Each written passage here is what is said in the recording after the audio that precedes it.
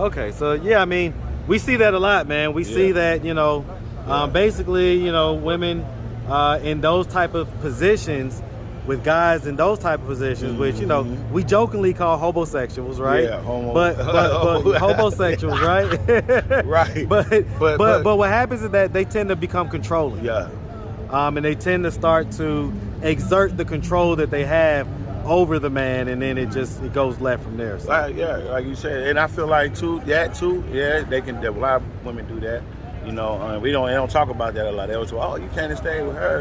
You did this and did that," but they don't understand what was so good about this man to you for years, for him to be with you, for you to invite him in. Yeah, there had to be something it was there, that was there, and then, right. so therefore, what did you take away from him for that not to be there? You feel what I'm saying? And that's what I feel like we don't recognize. It's all right for the woman to kick the man out after 5 years or years, but it's look crazy for a man to cook a woman out. So let me ask you this, man. Let me ask you this. So both of y'all don't have any kids, right? Mm-hmm. Why is it that she's able to have financial stability and everything else, and you aren't? What's up, YouTube? I want to take the time to say thank you to all the channel members. Guys, I couldn't do it without you. Make sure you like and subscribe each video. And if you haven't already, click the join membership. Become a member. Now back to the content. What's up, YouTube? Atlanta Street Interviews out here with another one. So we got my man out here today. How you doing today, man? I'm good, bro. Okay. More so. All right. So are you homeless? Yes. All right. At this time, I'm homeless. Okay. How old are you? Me, I'm 39. 39. All right, we're the same age, man. Yeah. All right. And so, how long have you been homeless? I mean, off and on for a couple years. I came up, but through bad decisions and things of my nature, I take accountability for that. I fell off, lost a lot of stuff. So when did you fall off? You said that was like a couple years ago? Yeah, a couple years ago. I had a real bad breakup.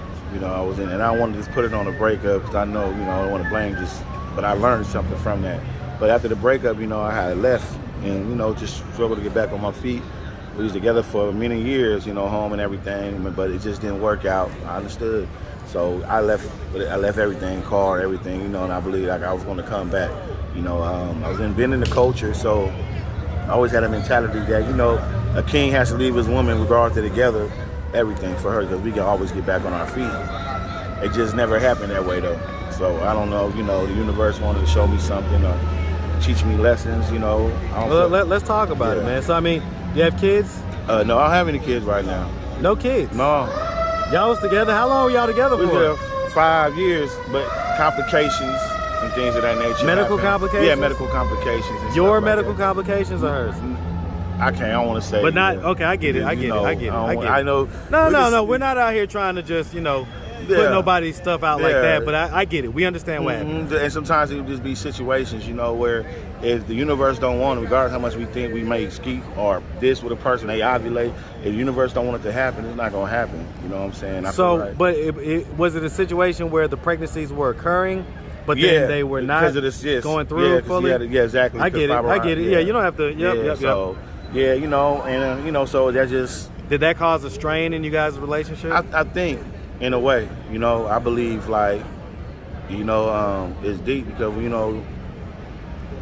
when it's dealing with the sex and that nature, we know that it's hard for us to produce, sometimes it may subconsciously affect, what are we doing this for, what have you. Well, I mean, it's kind of biologically, it's one of the main reasons why humans come together. Exactly, Okay, so did she have any kids? No. Okay. All right, so have you ever been married? No. Okay. No, not yet.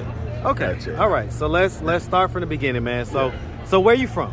Actually, I'm from California. What part of Cali, man? Northern California.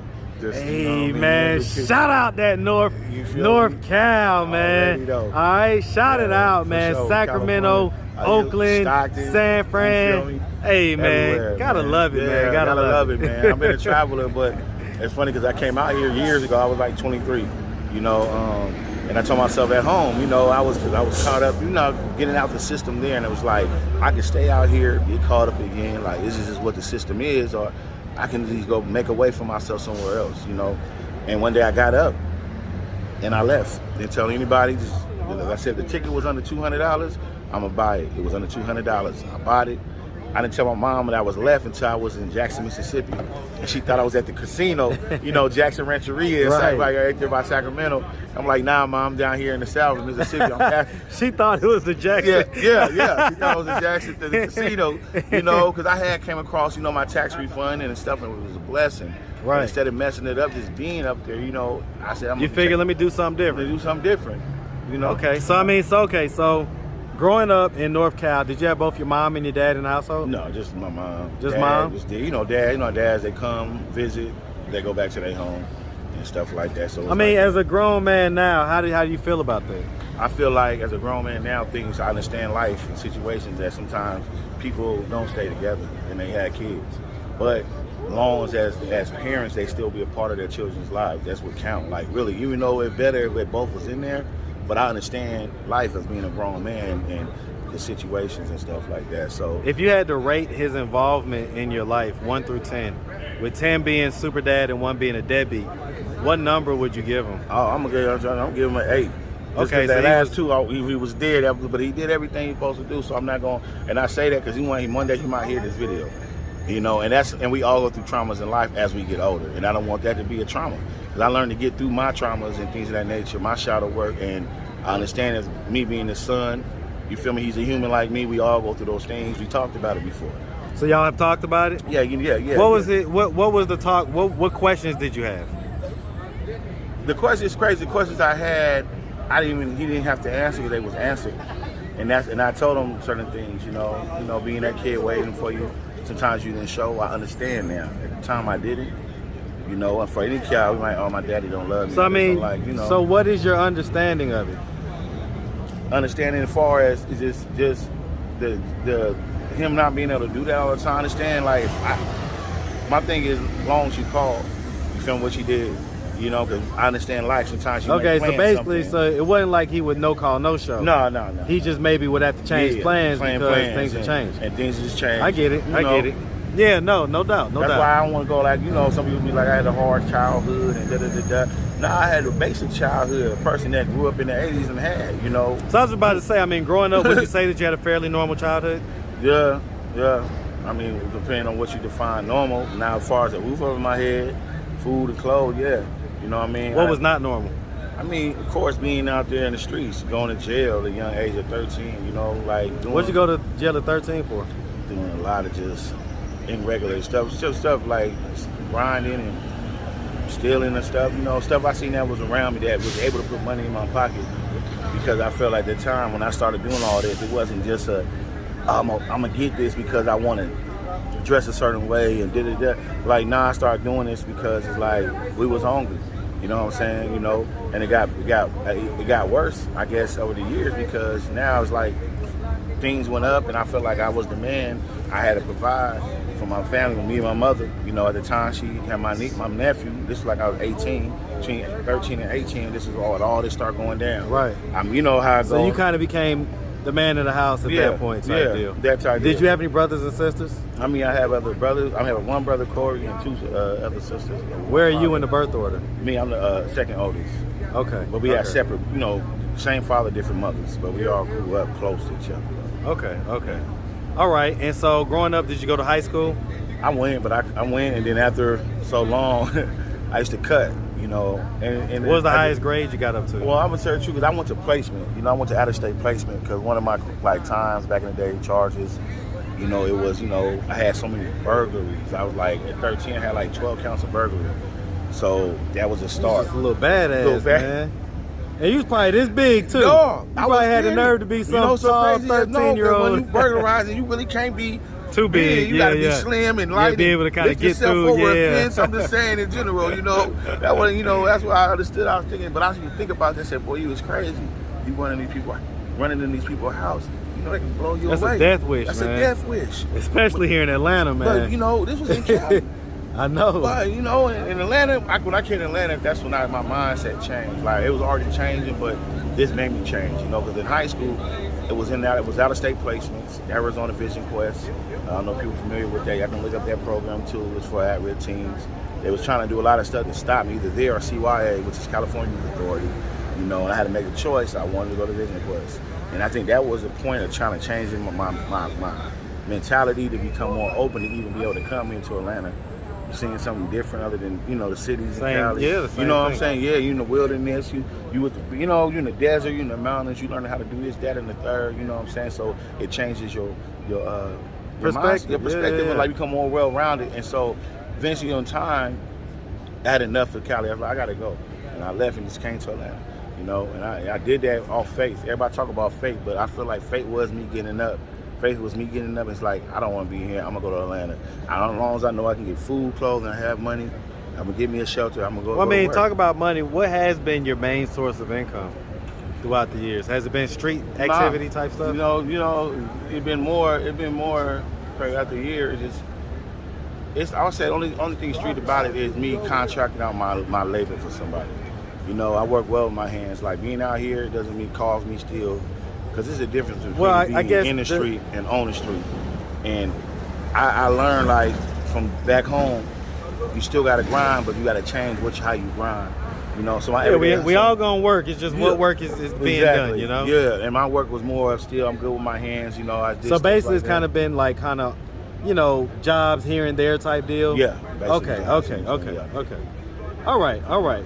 So I mean, at some point we got in this relationship. Was that down here in Atlanta? Yes. Okay. So we got into this relationship with a young lady.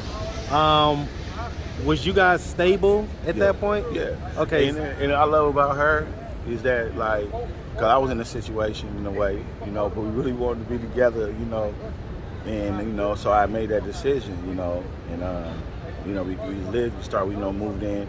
And we was covering everything together, you know. It was like a team, you know. We a team, you know. It never stopped, you know. I started, you know, Ubering, doing all types of making clothes, and you know, it was beautiful for 5 years straight. Ceremonies, events, a lot of spiritual work and stuff like that.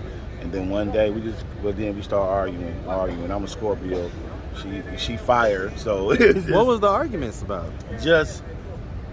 I say people won't bet for you, right? A lot of people that lady won't bet for you, but sometimes they have to understand when they're projecting and when they're actually correcting, you know. And I don't think we can see past that when it came to each other. And I used to call her on that, like, you know, I can listen all the time if it's correcting me. I'm humble.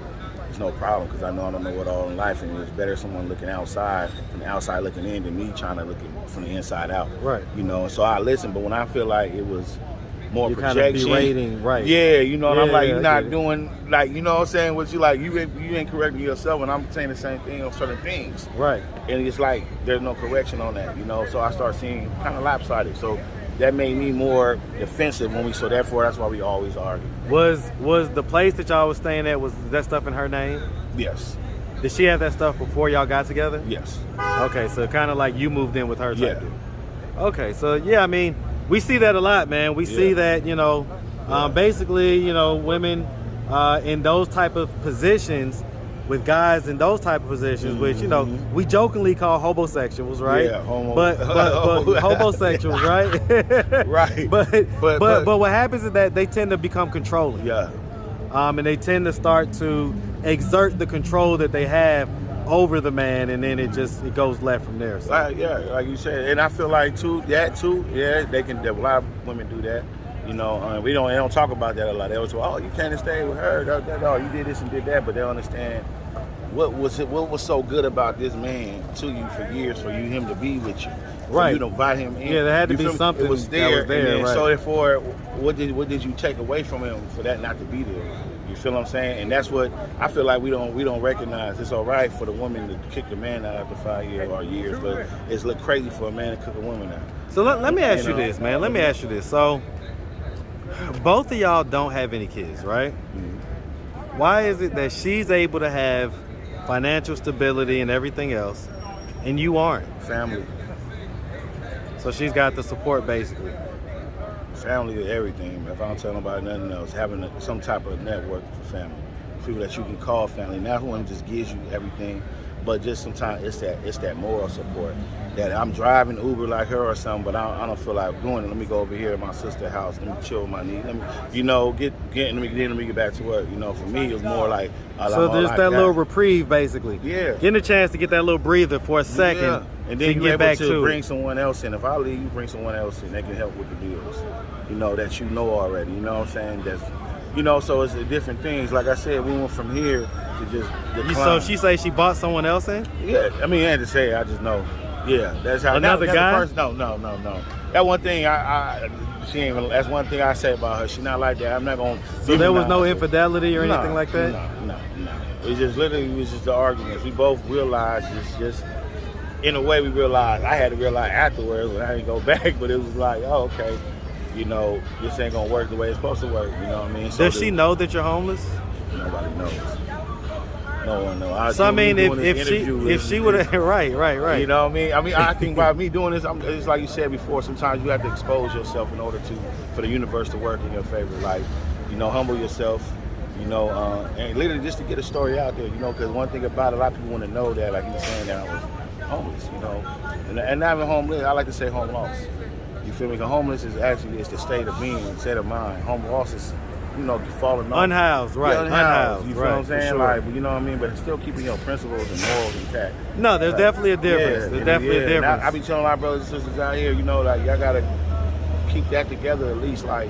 Don't let them break you down to being animals. So let me ask. So, what are you doing at this point to try to get yourself out of this position of homelessness? Well, like now, like I said, I started a little job. I guess I'm a spiritualist, like you, like a lot of people. You know what I'm saying? And I've been using my spiritual ways to earn income. You know what I'm saying? That's more kind of a contractor, independent type deal, though, right? Yeah. So, what about something that's a stable employee type situation? That's different because my name, is Khalid Mujahid Bey, more, so, and I have no problem with their paperwork, their IDs, nothing. I have no problem using that because we're in this system, and that's the only way you're gonna maneuver out here. Other than that, it's gonna be a battle. But the problem is that when I driving for Uber, I was driving for Uber for years. That's all I really knew for a while. That and and one foreclosure, but I had my wallet took, or I dropped it one day, and somebody had written it and basically keeping it. So I had lost my social security card, different things like that. And I'm not gonna lie, that was like during the pandemic, so nothing was open. Right. Being as though now, being as so after this, say fast forward 2 years later, that's when everything opened up because I used to try to get it sent to me. Right. But I got a bay on my ID. They keep it, the federal government, they don't have a right to recognize or not recognize. So even though it was a legal name change, everything else like that, all the paperwork, they know it. Yeah, it's difficult. I had the whole social with a new name on it and everything. They talking about they just never sent it to me. So, out here you have to have a social to work, even though.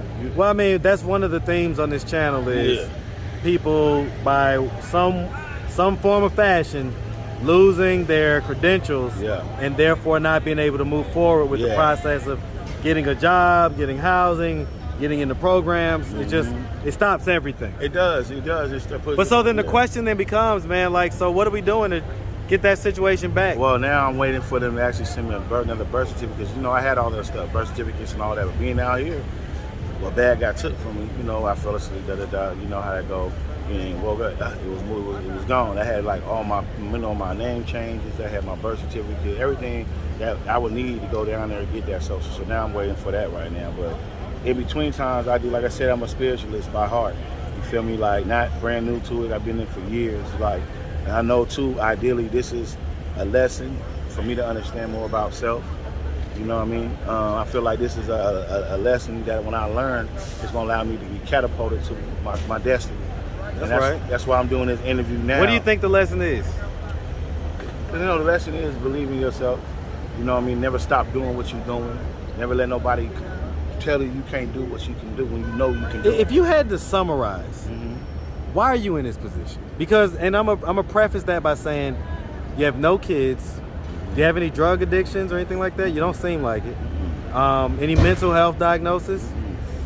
So, why are you in this position? Well, I'll tell you the truth. Investing too much in the other people and not myself. What I mean by that simply is the same energy you give and support you give to other people to make sure that they motivated. I had to get that to myself. You know, me losing, you know, that time in a relationship and trying to get back on my feet, you know, that pushed me down a little further, you know, and that was a lesson for me to do, like, take all that love I gave everybody and put it in myself, you know, even in this situation. Are you still truly desiring that relationship? No. So you're done with that? I wouldn't even think about that no more. Like, that was like, you know, he's like, yeah, you grow, you do your work, you know what I'm saying? You don't think about things in the past. We'll all be cool, of course, you know. I forgive, hopefully people forgive me, whatever I've done before they know, you know. But you can't hold on all that anger, all that resentment for anything in life because you're not going to go nowhere.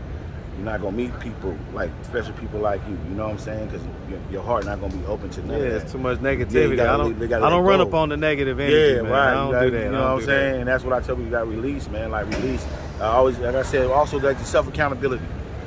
You know, me being more self-accountable, you know what I'm saying? Budgeting, doing things like that, you know, which I learned now, you know. But like I said, I still do jobs. I still, you know, do my spiritual thing, you know, of course, you know, and it helps me a lot, you know. But right now, I'm looking for more solid things, you know. But there's only so much you can do. Like I said, without your family support, that's the other part. If you had a family, I had my family, like, they want me to come home, like, you know, like, come on, you know. But me, I feel like I be giving up. You know, being out here, even though I done had. Well, okay, now I'm gonna have to. We go in there. Now we've hit it. Yeah. Now we've hit it. Okay, Yeah. so hold on. So your family wants you to come back home. Yeah. Why are you opposed to that? I'm opposed. I feel like I know I can make it happen for myself. Whether I have to do this in the train station for 2 or 3 more days, I know where my brain at. You know what I mean? I know where my heart at. But the same process. But sometimes family, going back to what seems familiar is the wrong way. That's the problem with people in life.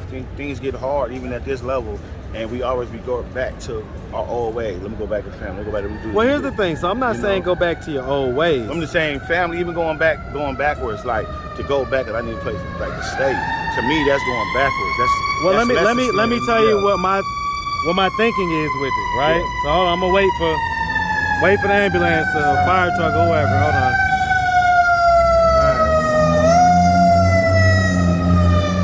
All right. They gonna do what they do. Yeah. All right. So here's my thinking, right? Uh-huh. If everything starts with you getting your credentials back, then you're basically just looking at a shorter time period if you go back home versus being out here. In other words, it may take weeks or months for that process out here. That process don't take that long. You feel me? Would it be quicker if you went back to Cali? That wouldn't be. You know, it wouldn't be. I know me. I know California. Like, it's like this. People, you had a lot of masterminds who was homeless from Medea. You know, you had Kim. You know what I'm saying? But they finally believed in what they had to do in order to get ahead, and it worked for them. You know, they didn't run back to their family or anything like that. They gritted, they took the pain and they transmutated it and made it real. And what I say by that is saying, like, I finally got things moving in my direction, you know. And look, everything, a lot of stuff was looking up. I'm not like just down. What's moving in your direction?